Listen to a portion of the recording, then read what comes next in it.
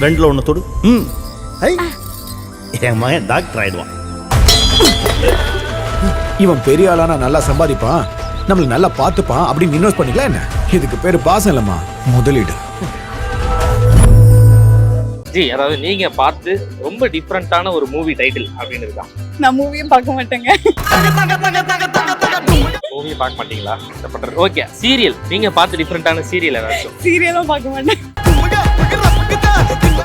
என்னடா அது?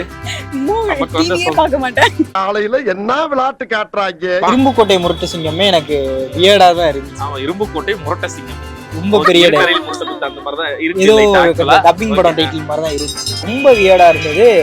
யாழோட செருப்பு காணோம். இந்த திரும்பி பார் அப்படின்னு சொல்லிட்டு ஒரு படம் வந்து நானும் இப்படிதான் பார்த்தேன். திரும்பி பாரு. அது ஃபர்ஸ்ட் கேக்குறப்போ சொர்க்கவாசல். ஓ, ஃபேண்டசியான ஃபிலிம் போல சொர்க்கத்துக்கே போய்டுவாங்க அப்படி நினைச்சீங்களா? சொர்க்கவாசல்னு பார்த்தா ஜெயில்ல நடக்கிற ஃபிலிம் அந்த மாதிரி. யோகியமானா சொம்ப தூக்கி உள்ளவை அப்படி. யோகியமானா சொம்ப தூக்கி வெல்லுவை. இது குப்பை கதை, படம் நல்லா இருக்கு. இது செம்ம, ஆனா படம் நல்லா இல்ல. அதேதான். சோப்பு சட்டக்காரன்டா, குறுக்கில் போகும் தாத்தா அப்படி இப்போ அது வெச்சோம். காது பாருங்க. அந்த பயப்புள்ள போட.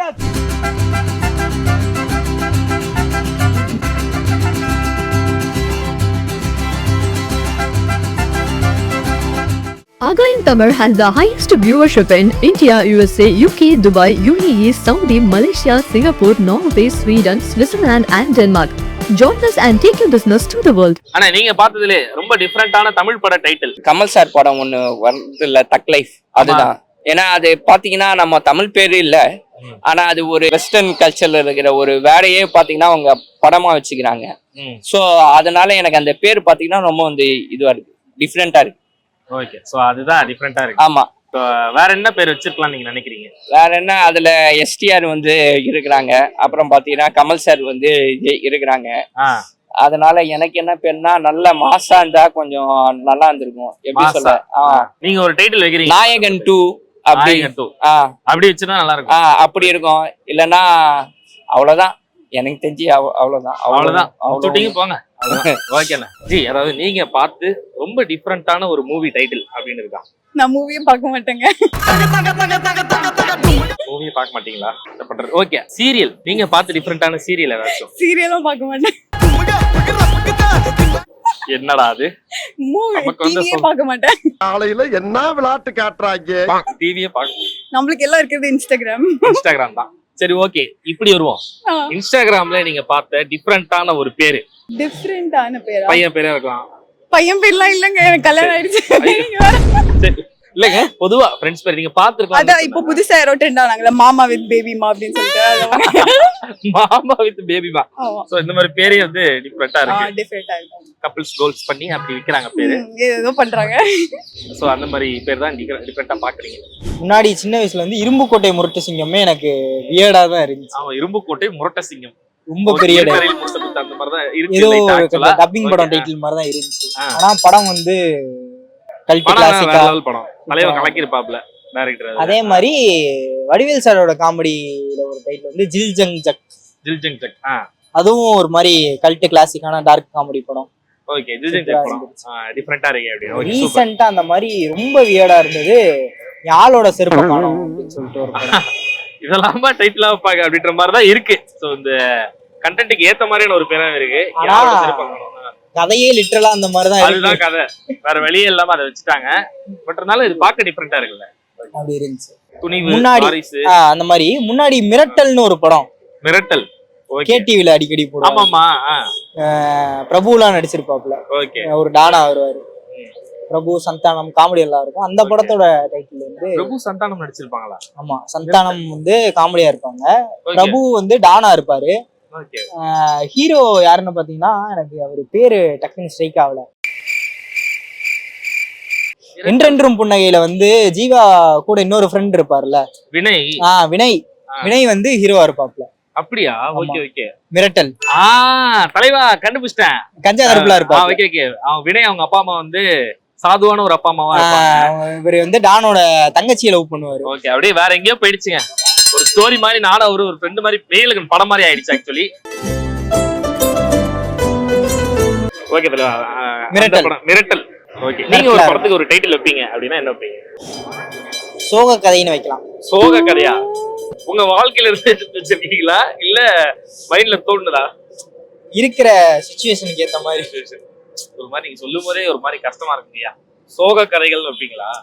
பாவ கதைகள் வந்துச்சுல, சோக கதைகள். சோக கதைகள். ஓகே. இந்த திரும்பி பார் அப்படின்னு சொல்லிட்டு ஒரு படம் வந்து பாட்டு பேருமா நானும் இப்படிதான் பார்த்தேன், திரும்பி பாரு. ஓகே, திரும்பி பாருன்றது ஒரு டிஃபரெண்டான டைட்டில். அடுத்து ஆமா, ஏன்னா அது படத்துக்கும் அதுக்கு என்ன கனெக்ஷன் தெரியல.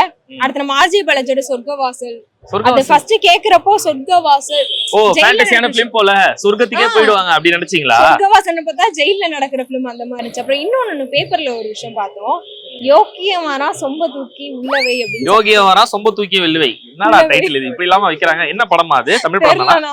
நான் தமிழ் படம் தான், பட் புது முகங்கள் போல.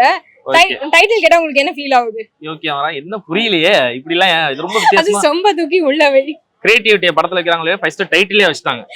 டைட்டில் பார்த்தோனே நமக்கு தோணுது இல்ல, என்னடா டைட்டில் இது அப்படின்னு சொல்லிட்டு. மோஸ்ட்லி இப்ப நிறைய படங்கள் அந்த மாதிரி தான். தியேட்டருக்கு போய் எப்படி டிக்கெட் கேட்பீங்க அந்த படத்துக்குலாம்? யோகியமானா சொம்ப தூக்கி உள்ளவை 2 டிக்கெட் கொடுங்கண்ணா அப்படி கேட்கணும். சரி, ஓகே. சோ இந்த இதுதான். அப்ப வாரிசுலாம் பாருங்க ரொம்ப கஷ்டம். அண்ணா வாரிசு 3 கொடுங்க, அண்ணா துணிவே இல்லண்ணா துணிவு 3 கொடுங்கண்ணா, 4 டிக்கெட் கொடுங்கண்ணா அப்படின்னா கேட்கணும். நானும் தக்கலைங்க, ஐயோ தப்பா எதுவும் சொல்லல நானு, அது படத்தோட டைட்டில் எப்படி இருக்கு அப்படின்னு. ஓகே, இந்த மாதிரி நிறைய படங்கள் இருக்கு. டக்குன்னு ஸ்ட்ரைக் ஆகல, இப்படி ஸ்ட்ரைக் ஆச்சுன்னா கமெண்ட் பண்ணுங்க. ஓகே, கமெண்டே பண்றீங்களா? சூப்பர். டிஃபரெண்டான டைட்டில்னா நம்ம தமிழ் சினிமாவில் கேட்கீங்களா? ஹாலிவுட் கூட சொல்லலாம். ஏன் தமிழ் படம் எல்லாம் பார்க்க மாட்டீங்களா? ஒரு குப்பை கதைன்னு ஒரு படம், அது நீங்க கேள்விப்பட்டிருக்கீங்களா என்ன தெரியல. கேள்விப்பட்டிருக்கேன். படம் டைட்டிலே ஆமா வித்தியாசமா இருக்கு. குப்பை கதை. டைட்டிலுக்கும் கதைக்கும் சம்பந்தம் இருக்கு, ஆனா நம்ம கேள்விப்படுறப்ப என்ன இருக்கும், ஒரு குப்பை கதைக்கு ஒரு டிக்கெட் கொடுன்னா கொஞ்சம் ஒரு மாதிரி இருக்கும் இல்லையா? படத்துக்கு போனீங்களா தியேட்டருக்கு? படத்துக்கு படம் நான் பாத்துருக்கேன், டிவில பாத்துருக்கேன். டிவில பாத்துருக்கீங்க. ஓகே. ஆனா படம் செம்ம படம் சொல்றேன் பாத்தீங்களா? அந்த செம்மன்றதுலயே ஒரு படம் வந்திருக்கு, செம்ம. ஜிவி பிரகாஷ் ஒரு ஆன்சர் சொல்லி அதுல இருந்து ஒரு லீட் எடுத்து மறுபடியும் ஒரு ஆன்சர் சொல்றாரு. கரெக்ட். என்ன ஒரு புத்திசாலித்தனம். ஆனா செம்ம படத்தை பார்த்தா இதுக்கு அப்படியே ஆப்போசிட்டா இருக்கும். இது குப்பை கதை, படம் நல்லா இருக்கு. இது செம்ம, ஆனா படம் நல்லா இல்ல. அதேதான். இந்த மாதிரி நிறைய தமிழ் சினிமாவுல அரக்க பறக்க நடந்திருக்கு. அரக்க பறக்க நடந்திருக்கு. சொல்லிடாதீங்க, அரக்க பறக்கனே ஒரு படத்தோட பேரா வரலாம் மேபி ஃபியூச்சர்ல. இப்ப நீங்க ஒரு படம் எடுக்கிறீங்க, அந்த படத்துக்கு ஒரு டைட்டில் வைப்பீங்க அப்படின்னா என்ன? நான் ஒரு படம் எடுக்கிறதாவதா? பேசும் படம் வந்துருச்சு. கமல் சாருடைய படம் ஆக்சுவலி பேசும் படம் வந்துருச்சு. அப்படியா? ஆமா. காப்பி ரைட்ஸ் போட்டுருவாங்க போலயே. ஆமா, அந்த அளவுக்கு யோசிச்சேன் அதுக்குள்ள. சார் வந்து அதுக்குள்ள ஆக்சுவலி பேசும் படம். இப்ப காப்பி ரைட்ஸ் இஷ்யூ ரொம்பவே சென்சேஷனா பரவிட்டு இருக்க. டிஃபரெண்டா சோப்பு சட்டக்காரன்டா குறுக்கில் போகும் தாத்தா அப்படி இப்போ அது வச்சோம். பாத்துட்டாருங்க. அந்த பயப்புள்ள வாழ்க்கை எப்படி போகுது? அக்கா மாதிரி எங்கேயோ கோணலாம் போயிட்டு இருக்கு.